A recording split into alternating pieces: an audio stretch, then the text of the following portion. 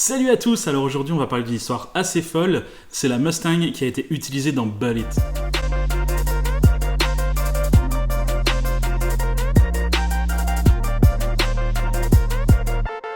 Bullitt, c'est un film qui est sorti en 1968 et qui a complètement redéfini ce qu'est une course-poursuite au cinéma. Si vous avez jamais vu le film, prenez au moins 10 petites minutes de votre temps pour aller voir la course-poursuite, c'est de la folie pure. Ce qui fait kiffer dans cette course-poursuite, c'est que tout est réel et ça se voit. Il n'y a pas d'effets spéciaux, les voitures sont réelles, le son est vrai, toutes les images sont vraies. On est tellement loin des images surtrafiquées des derniers Fast and Furious par exemple. La course-poursuite est relativement simple au final, c'est une Dodge Charger qui est poursuivi par une Ford Mustang dans les hauteurs de San Francisco. Le choix des voitures est parfait, deux muscle cars qui représentent parfaitement leur époque. Le choix de la ville est parfait également parce qu'il y a beaucoup de dénivelé, de quoi faire des énormes sauts et encore une fois, il n'y a pas d'effets spéciaux, les sauts sont réels. Dans ce film, l'acteur principal, c'est Steve McQueen.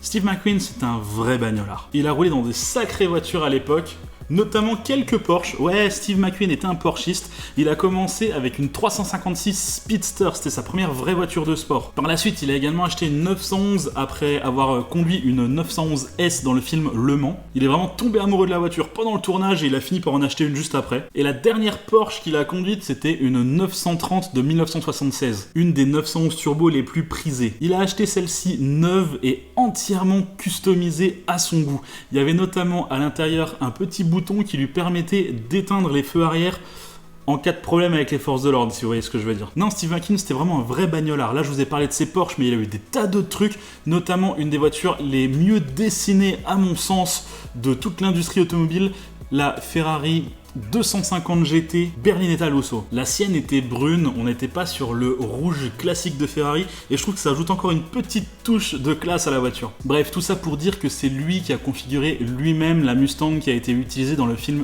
Bullitt. Enfin, je dis la Mustang, en réalité il y en avait deux identiques. Une Jump Car et une Hero Car. La Mustang a été choisie par Steve McQueen parce qu'il voulait une voiture avec beaucoup de caractère, mais il voulait également que Frank Bullitt, le personnage du film, puisse se payer la voiture, qu'il y ait une cohérence un petit peu dans le film. Ils ont donc commandé à Ford deux Fastback GT V8 390 verte. Le nom exact de la couleur c'est Highland Green. La GT 390 était équipée d'un V8 de 325 chevaux accouplé à une boîte manuelle 4 rapports. Dès la réception des deux Mustangs, McQueen demande quelques modifications esthétiques. Déjà, il fait virer tous les badges de la voiture.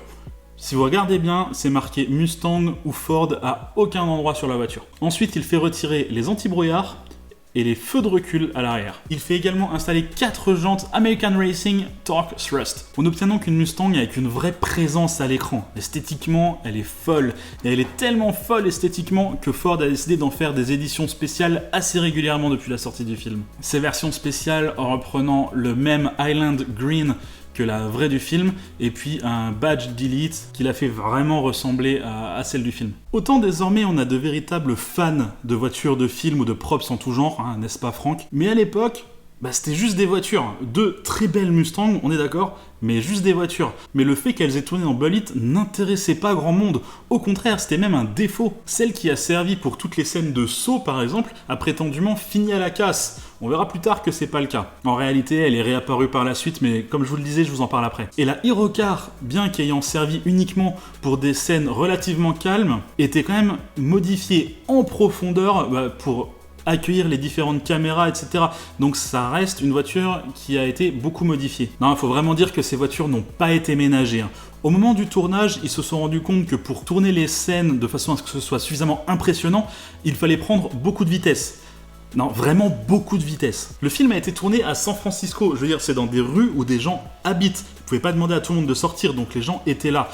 Pour que le tournage soit accepté, ils avaient plus ou moins dit à la ville que les voitures ne rouleraient pas au-delà de 60 km/h. La réalité est tout autre, puisque sur certaines scènes, les voitures ont dépassé les 170 km/h en ville. Ça explique aussi pourquoi la course-poursuite est aussi impressionnante à l'écran. Mais ça explique également pourquoi le tournage a failli être arrêté prématurément. En effet, chaque jour du tournage, la police recevait des appels pour leur expliquer à quel point les voitures roulaient vite dans les rues, et ça faisait peur aux habitants. Heureusement, ça n'a pas été le cas, et le tournage a pu se poursuivre sur les 2 semaines, comme c'était prévu à la base. Mais après le tournage, qu'est-il advenu de ces voitures exactement? Dans le monde des passionnés de voitures de film, ces deux voitures portent un petit nom.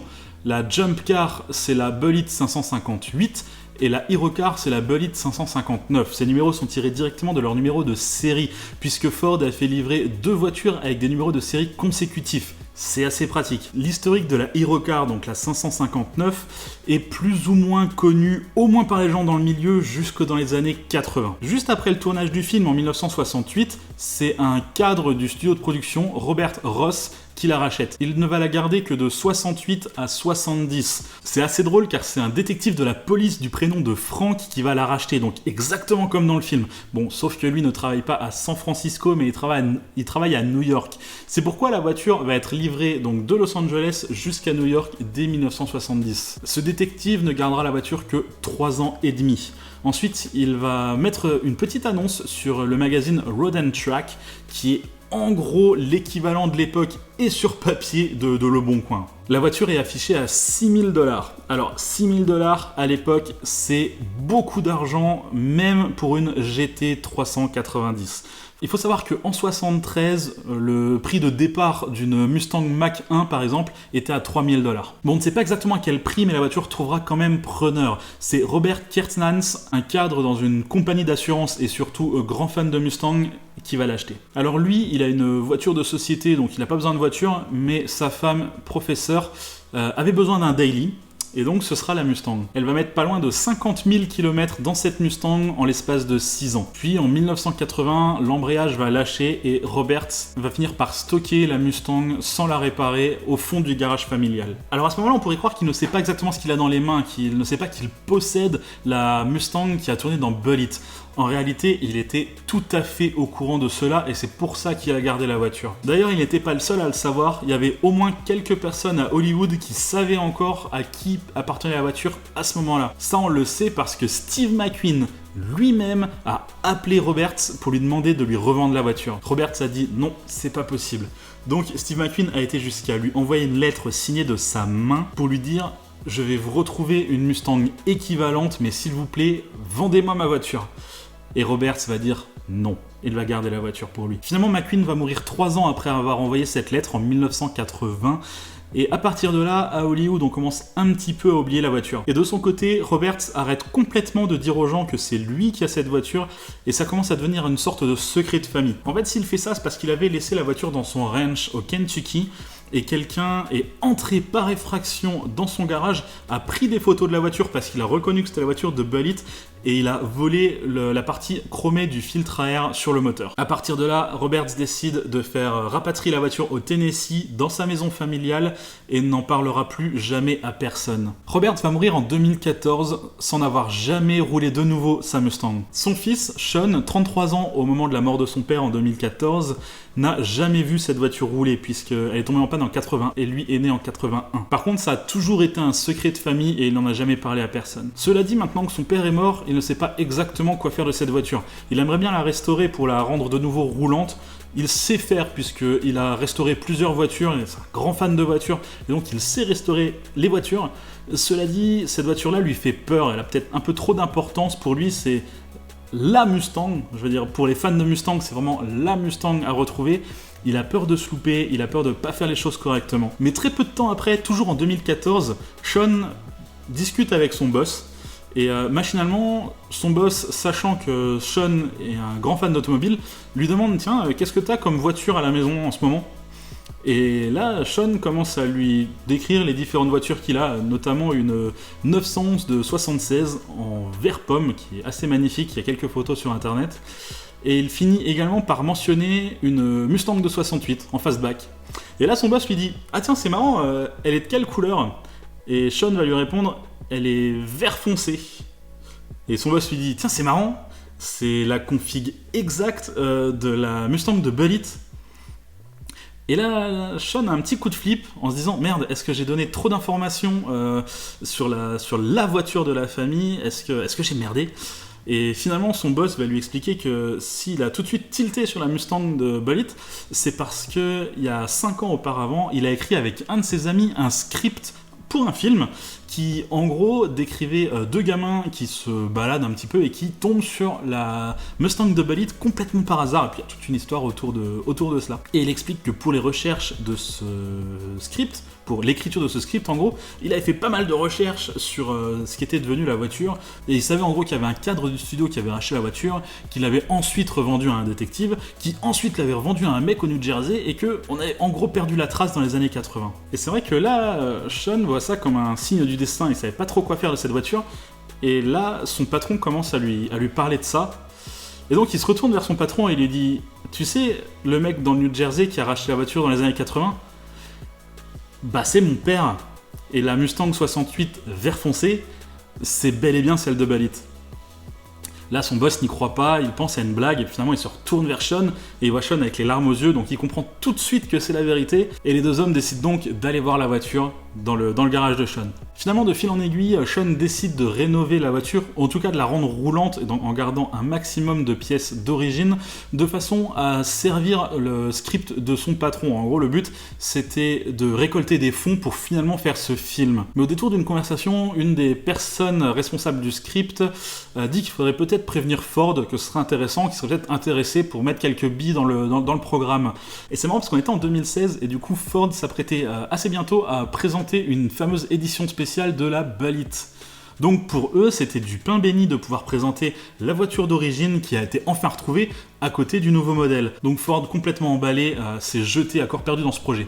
Du coup, depuis ce moment-là, la voiture est roulante, elle fait le tour de toutes les expositions, Sean la montre un maximum, et c'est vraiment cool, il fait quelques interviews, notamment sur YouTube, vous pouvez aller chercher, il y a des interviews qui sont assez intéressantes. Il parle notamment d'une petite anecdote, vous avez peut-être remarqué que le pare-choc avant de la Mustang est neuf. En fait, il explique que lorsque la voiture était stockée au New Jersey, donc juste après que l'embrayage est lâché, en fait, elle était au fond du garage familial, et le père de Robert, donc le grand-père de Sean, se servait de la Mustang en gros pour savoir quand arrêter sa voiture lorsqu'il rentrait dans le garage. Donc le pare-choc était complètement cabossé et il fallait absolument le changer. Sean avait hésité à le remplacer par un pare-choc d'époque avec la patine d'époque. Finalement, il s'est dit, je vais en mettre un neuf et ça me permettra de raconter l'histoire. Mais la 558 alors, celle qui a servi pour tous les sauts et qui a prétendument fini à la casse, elle est où cette voiture? Alors juste après le film, le studio l'a revendue à Max Balchowski. En fait, c'est le mec qui avait fait les modifications sur les deux voitures de façon à ce qu'elles soient capables de faire les sauts, qu'elles soient capables de recevoir les caméras, etc. Donc lui a récupéré la Jump Car, la 558, et il s'est vite rendu compte qu'elle n'était pas récupérable, que c'était même pas la peine de la garder, donc il l'a envoyée à la casse. Et donc pendant des dizaines d'années, tout le monde a cru que la voiture avait été détruite, puisque la dernière fois qu'on l'a vue, elle partait à la casse. Mais pour la suite de l'histoire, il faut sauter directement en 2017 et au Mexique, où on retrouve Hugo Sanchez, un fan de voitures de film qui adorerait pouvoir se recréer une réplique de la Mustang Eleanor, celle qui est utilisée dans Gone in 60 Seconds. Et je le comprends, j'adore cette Mustang, je la trouve vraiment magnifique. Cela dit, pour créer cette réplique, il lui faut une base, il faut une Mustang de base, et pour cela, il commence à écumer toutes les casses de la région par là où il habite. Et il finit par trouver une casse qui vend deux Mustangs, une coupée et une fastback. Il se dit c'est parfait, comme ça, dès qu'il manque des pièces sur une, je prends les pièces sur l'autre. En gros, il prend les deux, il en fait une. C'est pas con, et c'est en général ce que les gens font de toute façon. Donc il obtient ces deux Mustangs pour 5000 $, et il les envoie directement chez Ralph Garcia, un spécialiste de la restauration de véhicules. Mais dès la réception de ces deux voitures, Garcia va appeler Hugo Sanchez pour lui dire qu'on a un souci. En fait, la Mustang Fastback porte un VIN number qui commence par un S.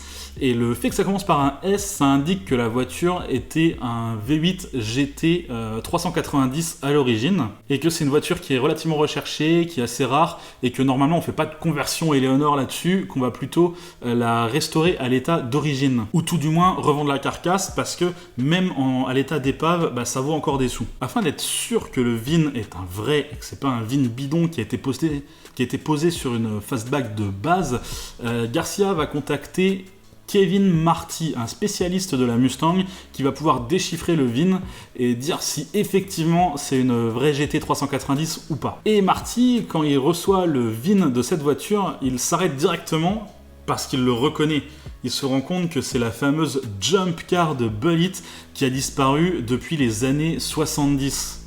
Alors au début il n'y croit pas et il décide de voler directement jusqu'au Mexique pour vérifier la voiture de ses propres yeux et il se rend compte très rapidement qu'il y a plein de détails qui prouvent que c'est la bonne voiture. En effet, la voiture avait été accidentée pendant le tournage à plusieurs reprises, des réparations avaient été faites à la va-vite, des traces de ces réparations sont visibles donc c'est sûr que c'est la 558, la fameuse jump car de Bullitt. Depuis, elle a été rapatriée en Californie où elle est en train d'être restaurée aux petits oignons avec l'aide de Ford, donc ça c'est parfait. Bon, je sais que vous allez aussi me demander ce qu'il est devenu des Chargers du film. Alors déjà, il faut savoir qu'il y en a eu 2, et elles n'ont pas été commandées spécifiquement à Dodge pour le film, elles ont été achetées directement en concession.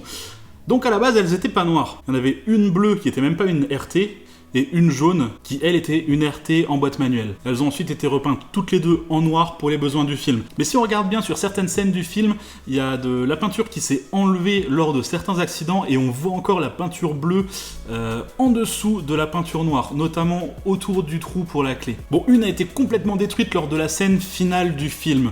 Dans cette scène, la Dodge Charger, c'était la bleue, hein, donc celle qui n'est pas RT et celle qui était en boîte automatique, devait être projetée contre une station-service qui devait exploser. La cascade a été loupée mais a été gardée quand même dans le film puisque sinon ils n'avaient plus de Charger, donc ça devenait un petit peu compliqué. Donc dans cette scène, en gros, voilà, la Charger devait complètement traverser la station-service. Ça ne s'est pas passé comme ça, puisqu'en fait pour la scène, ils avaient accroché la Charger et la Mustang ensemble. Il y a quelques photos qui nous montrent un petit peu comment ça s'était passé. Et en gros, à l'approche de la station-service, le cascadeur dans la Mustang avait un bouton pour séparer les deux voitures et la Charger devait partir tout droit. Ça s'est pas passé comme ça, malheureusement. La deuxième Charger, donc une vraie RT et l'ancienne jaune, entre guillemets, celle-ci a servi pour d'autres scènes et même pour d'autres films comme Camera Car, en fait. On fixait la caméra dessus et puis ça nous permettait de filmer en gros différentes scènes. Celle-ci, on en a complètement perdu la trace, puisqu'en fait, les archives de la Warner Bros. Ont été perdues à un moment, donc on ne sait même pas quel était le VIN de cette voiture, on n'a pratiquement aucune information dessus. Cela dit, une personne pense l'avoir retrouvée en 2002. La voiture a été entièrement restaurée comme dans le film et a été présentée au SEMA Show en 2011. Alors il n'y a aucune preuve que c'est effectivement cette voiture, puisque le VIN n'est pas vérifiable. Par contre, il y a quelques indices qui sont assez troublants. Notamment, il y a des perçages dans le coffre qui correspondent plutôt pas mal à des points de fixation pour la caméra, notamment cette caméra ici que l'on voit sur les photos lors du tournage de Bullitt. Aussi, lorsqu'il a fait la restauration, il a enlevé la peinture qu'il y avait sur la voiture et il a pu voir quelles étaient les couches de peinture. La première couche était une couche de peinture jaune, donc pour l'instant on est bon. Ensuite il y avait une couche de peinture noire, donc celle qui aurait été réalisée pour le film. Au-dessus de ça il y avait une autre couche de peinture jaune, donc peut-être une sorte de remise à l'état de voiture de série pour la revente. Et au-dessus de ça il y avait également une couche de peinture or. Et on sait que cette voiture a été vendue en tant que voiture couleur or en 1970 à un concessionnaire californien Dodge. Donc il y a quand même plusieurs indices qui indiquent qu'il y a des grandes chances que ce soit la bonne. Mais normalement, ce ne sera malheureusement jamais vérifiable. Cette voiture a été vendue plusieurs fois, mais elle est désormais en Allemagne, chez un concessionnaire qui s'appelle Chrome Cars, et vous pouvez l'acheter si vous voulez, c'est marqué prix sur demande. À mon avis, c'est pas donné. Cela dit, sur leur site, pour eux, c'est la vraie voiture de Bullitt, il n'y a absolument aucun doute possible. Moi, personnellement, j'émets toujours un petit doute. D'ailleurs, si jamais un jour on arrive à prouver que c'est la bonne voiture, je vous mettrai un petit message dans les commentaires en bas que j'épinglerai pour pouvoir dire ok c'est bon, maintenant on sait que c'est celle-ci. En attendant, je vais vous inviter à regarder d'autres vidéos et à vous abonner si ce n'est pas déjà fait. Allez, salut!